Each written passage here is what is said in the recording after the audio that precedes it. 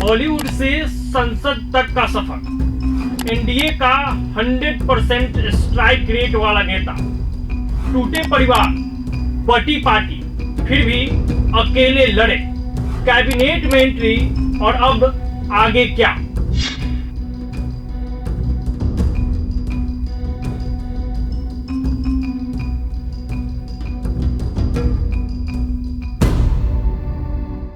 बॉलीवुड में चमक नहीं सके, लेकिन राजनीति के मंच पर सितारे बन गए। चिराग पासवान ने दिखा दिया कि विरासत से आगे बढ़कर भी नेतृत्व किया जा सकता है। एक समय पर्दे पर फ्लॉप हीरो कहे गए चिराग आज मोदी सरकार के कैबिनेट में मंत्री है और राजनीति के एक बड़े सितारे बनते जा रहे हैं। रामविलास पासवान की राजनीतिक विरासत को नए दौर में उन्होंने मजबूती के साथ खड़ा कर दिया है। अब सवाल नहीं, चर्चा है कि क्या चिराग एनडीए में अगली पीढ़ी के सबसे ताकतवर चेहरे हैं। बॉलीवुड में किस्मत ने साथ नहीं दिया, लेकिन राजनीति में चिराग पासवान ने खुद को साबित कर दिया।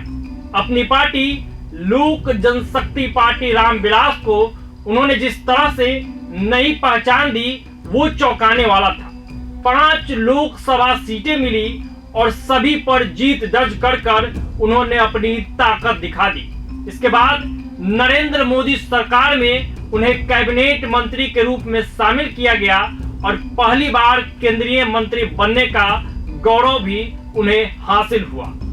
एनडीए में चिराग पासवान ऐसे सहयोगी के तौर पर उभरे जिनका प्रदर्शन लगातार 2 लोकसभा चुनावों में 100% रहा।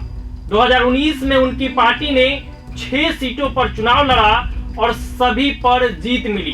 बात 2024 की जाए तो 2024 में भी गठबंधन में उन्हें 5 सीटें दी और उन्होंने एक बार फिर सभी पर जीत दर्ज की। चिराग ने राजनीति में आने से पहले बॉलीवुड का रुख किया था। उन्होंने कंगना के साथ फिल्म में डेब्यू किया।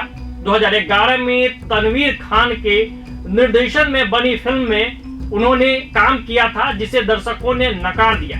इसके बाद चिराग पासवान ने अभिनय की बजाय राजनीति को अपनाया और राजनीति में अभी तक चिराग पासवान ने कमाल ही किया है। चिराग पासवान की राजनीतिक सफर की अगर बात की जाए तो 2014 में चिराग पासवान ने जमुई से जीत दर्ज कर संसद में एंट्री की। एलजेपी ने उस चुनाव में 7 में से 6 सीटें जीतकर धमाकेदार प्रदर्शन किया था। उनके पिता रामविलास पासवान केंद्र सरकार में मंत्री बने।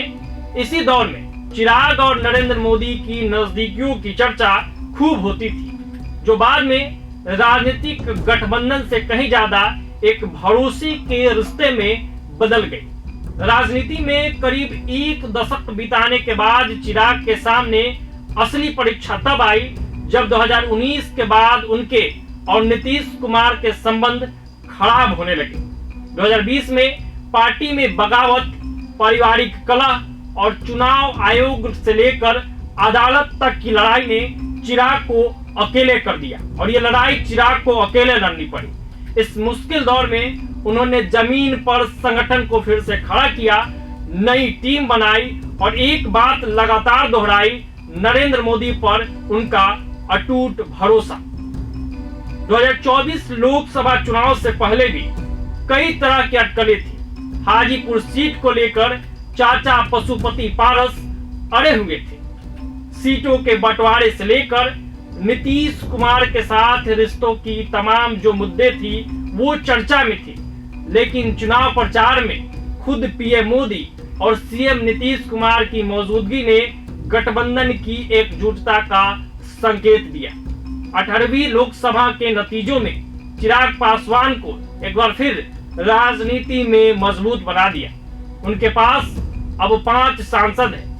रामविलास पासवान के समय से ही एलजेपी को एक ऐसी पार्टी माना जाता रहा जो किसी भी गठबंधन के में वोट को ट्रांसफर कराने में सक्षम है।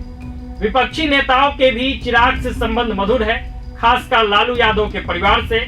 ऐसे में यह साफ है कि आने वाले वक्त में चिराग की राजनीतिक मौजूदगी और मजबूत होने वाली, क्योंकि चिराग ने अपने संबंध सबसे खराब नहीं किए।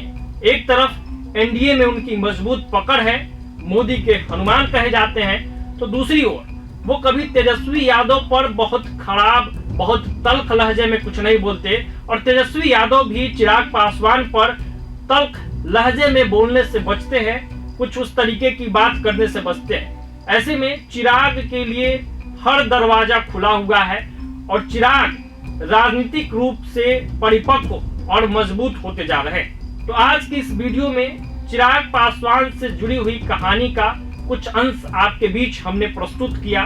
आगे भी कोशिश है कि इस कड़ी में बिहार के राजनीति से जुड़े और भी नेताओं की बातचीत होगी, उनकी कहानियां, उनसे जुड़े किस्से सामने लाए जाएंगे। प्रभात खबर के साथ आप जुड़े रहे, मैं हूं आदर्श।